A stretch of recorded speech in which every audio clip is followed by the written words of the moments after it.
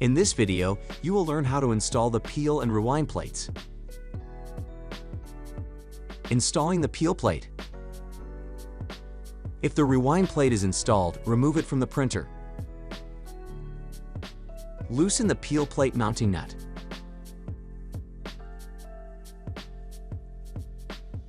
Align the slot on the peel plate with the post behind the mounting nut. Tighten the nut to hold the peel plate in place. Installing the rewind plate. If the peel plate is installed, remove it from the printer.